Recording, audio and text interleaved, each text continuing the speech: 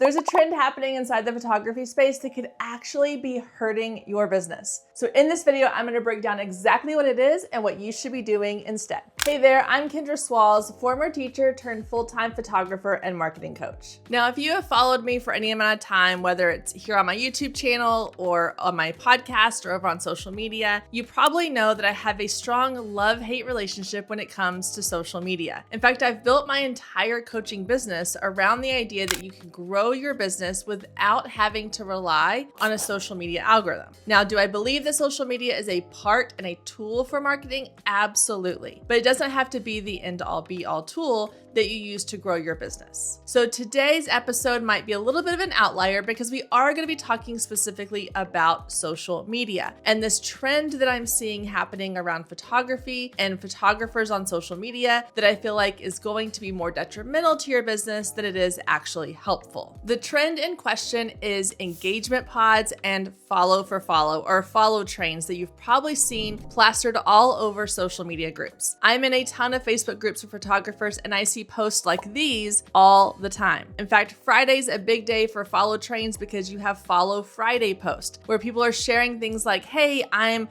this close to reaching 1,000 followers. Will you come follow me and I promise to follow you in return? Or engagement pods where groups of people get together and agree to engage with each other's content in the hopes of boosting visibility. Because there's nothing quite as deflating as posting something on Instagram, hoping you're gonna get a lot of interest and a lot of engagement to only realize you get 3 likes and maybe a bot comment. That's it. And I get the frustration, I really do. But there is a downside to using these trends that is actually working against your business in the way that you don't want it to. Before we get into that, I do want to acknowledge that, again, I understand this feeling and this need for wanting to hit a specific milestone or for wanting to have a certain amount of followers on Instagram or TikTok or Facebook or in a Facebook group. It feels like it's the next thing you need to be doing to create authority in your business. But if you have a following that is not your ideal clients, it's not actually going to help you. And I see this a ton with very large accounts on social media. They seem to have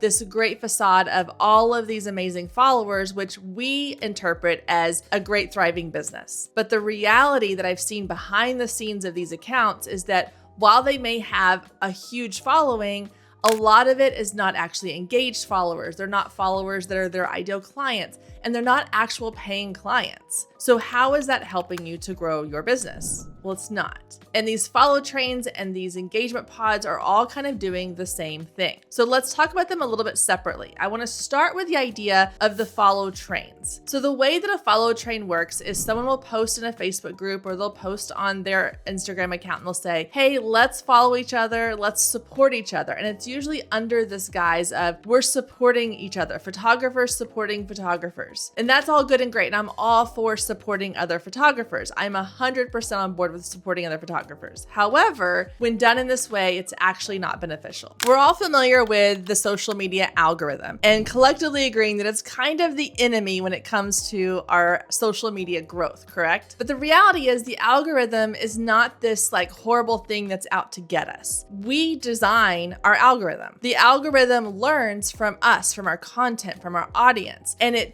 we're teaching it constantly what our content is, who our content's for, and who's engaging with our content. So here is where this becomes a problem when you are doing the follow trains and the engagement pods. You are actually training the algorithm to show your content to the wrong people. So let's break this down. If you are engaging in a follow for follow or a follow Friday or a follow train, whatever you want to call it, and let's say you get 30 new followers from this, and they're all photographers from different parts of the world, focusing on different genres and different types of photography. Your algorithm now looks at this and says, oh wow, Kendra got 30 new followers today. That's amazing. Good for her. She's growing her account. Something she's doing is reaching a new audience. And that audience looks like it's all photographers. Okay, great. I'm going to make note in my algorithm brain that her content must be designed for photographers because all these photographers are interested in it. The same thing happens with your engagement pods. If all the people, let's say there's 10 people in your engagement pod, if all 10 of those people are photographers engaging with your content on a regular basis, you are now training your algorithm to think that your content is actually designed for other photographers. So it's going to take that information and go, okay, I need to then show this content to other photographers in these locations who focus on these genres. They create kind of a lookalike audience. Like, who is her audience? Where are they located? What are they doing? How are they interacting online? They're creating this profile for you based on your engagement and your followers. And then they are now sharing your content to people who are similar to those people. And if you are a family photographer based out of Austin, Texas, but you've just received 30 new followers who are from all over the world and they are all photographers, then your content is now going to be shown to the wrong people, thus hurting your account. So ultimately, what you think you're doing that is actually helping you grow your following is actually turning the algorithm in the wrong direction. It's like a steering wheel. What you get from social media, the content you put out, the keywords you're using, the audience you're speaking to, the audience you're attracting is that steering wheel. And if you turn it one way, it's going to steer your content in the direction of your ideal client. But if you turn the wheel the other way, it's actually going to steer your content to the wrong audience. And by creating a following that is primarily focused on photographers who are not your ideal client, most likely, you are steering that algorithm in the wrong direction to get your content in front of the people you want your content in front of. So if you've ever found yourself frustrated because you've hit a milestone for yourself, you've been like, hey, I hit my 500 followers, I hit my 1,000 followers, whatever that number was, or I got all these new people following me. This is so exciting. This is so great, but you're still not getting bookings. You're still not seeing growth. You're still not getting engagement from your social media content. This could be part of the reason why. And it's one of the reasons I highly recommend that you don't engage in engagement pods. You don't put your name in for follow trains. I'm always telling people when I see them posting these types of posts, guys, this is not going to help you in the long run. There's other ways to grow your business. You don't need a massive following to have massive success in your business. So now that I've brought you the bad news, let's look at some good news. What are some things you can do? What are some things you can focus on? If it's not your follower count, if it's not gaining all these extra followers and engagement from people outside of your ideal client, what can you be doing? Well, the first thing is to shift your mindset. A lot of what we deal with comes from our minds, not necessarily the things that are actually happening in our business. We compare ourselves to what other people on the internet are doing. And we think that if we don't have these massive followers, or we don't have this huge system, this huge account, that we're not gonna look reputable to our ideal clients. And that's just not the case. Your brand, your photography, the way you make your clients feel, the way you run your business, all of that together creates an experience that your ideal client is going to want, no matter how many followers you have on social media. And honestly, a lot of people these days are giving less and less power to how large an account is on social media. We understand and we're learning more about these tricks that people use to make their accounts look and appeal and seem to be bigger than they actually are.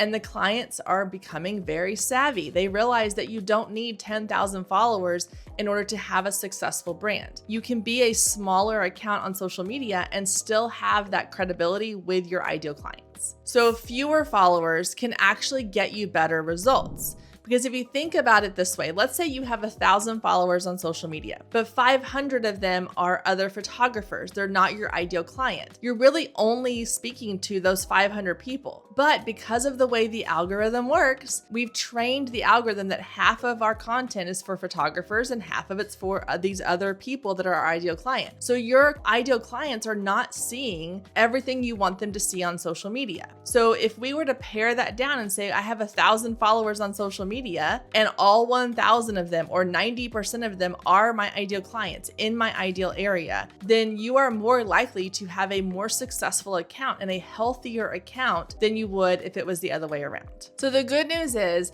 smaller accounts are actually better for helping you grow your business. The smaller your account, the more refined your audience is, the more likely you are to actually get clients from your account. So stop focusing on these large numbers and focus on getting the actual people who could potentially be your clients onto your account. This goes beyond just social media to things like your email list, or if you have a blog that you want people following on Substack or wherever.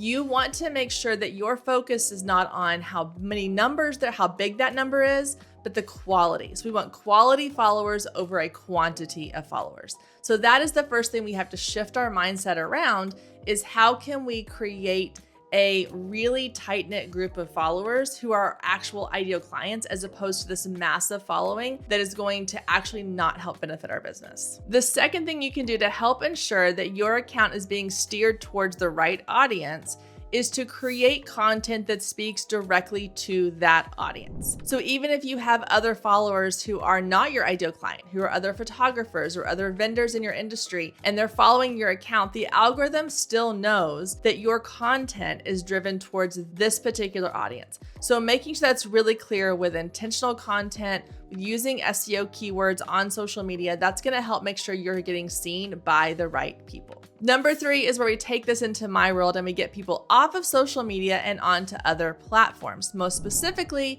email marketing. I'm a big believer that if you have a follower on social media, you should also have that follower on your email list. Because if your social media account gets shut down tomorrow, you have no way to get a hold of those people. You have no way to reach out to them and say, hey, my account got hacked or my account was closed down for whatever reason. Come follow me here or come learn about this here. You're just kind of left to hope that they find you in some other way. If they are on your email list, then you have their information in perpetuity. Meaning that if you switch platforms for your email provider, you can take your list with you. That doesn't happen on social media. If you decide to shut down your Instagram account and move everything to TikTok, you don't get to take those followers with you. You have to build a whole new follower base on that new platform. But with email marketing, you get to take them with you no matter where you go. You also have a better chance of getting your content seen in an email than you do on social media. Only 1 to 5% of your audience on social media is even gonna see your content. And if we're going back to the idea that the algorithm is confused on who to show your content to in the first place because of who's following you and who's engaging with your content, then you're even less likely that your ideal client's gonna see your content. But with email marketing, the average email open rate for large accounts is 25 to 30%, with smaller accounts getting closer to 50 to 60% open rate. That's huge. If you have 1,000 people on your social media account, and those same 1,000 people are on your email list, the content you post on social media, you may only get 10 to 15 or 20 of them seeing your content. But if you're putting that out on your email list, you may have hundreds of them getting to see your content. So the goal here is that no matter what, you're driving your audience off of social media and onto something that is more reliable. So bottom line is we need to be very careful with how we are using these social media trends we see coming across in photography with the follow trains and the engagement pods. Make sure that we're not doing these things just to boost those vanity metrics that aren't actually getting you more followers. It's better to focus on a smaller, slower, quieter growth of an actual audience of people who want to work with you and enjoy seeing what you're putting out into the world. It's also a good idea to then encourage those people to come follow you in other ways or to get onto your email list so that you're not relying solely on social media to help you grow your business. One last note I want to make is that if you are getting a little nervous and you're like, oh my gosh, I've done so many of these engagement pods, and these follow trains, and is my account ruined? Do I need to start over? No, you are fine. You can still pivot. There are still ways you can revive your account. The goal is to stop doing those now and make sure you're focused on creating content that is for your ideal client, that you are connecting with other people on your platform that are your ideal clients, that you're engaging with them, and then they will hopefully engage with you in return. Use that same strategy, that same idea that you were using with the other photographers, and apply it to engaging with people in your community, engaging with other businesses in your community that share a common ideal client, engaging with people who could potentially be your ideal client, and grow your following back that way. Boost your engagement back that way. So your account is not dead. You don't need to start over. There is hope. You can revive an account even if you have done these things or you've purchased followers in the past. It can all be reversed and cleaned up with just simple steps. That's gonna do it for this video. I hope you found it helpful. If you did, I would love for you to do 3 things for me. One is make sure you click subscribe and click that little bell button so you get notified when new videos come out. 2, I would love for you to share this video with another friend. Send it to someone that you think might find it helpful. And 3, drop a comment below and let me know any questions, thoughts, or ideas you have about this video. I would love to have a conversation with you down in the comments. Thank you so much for tuning tuning in, and we'll see you next time.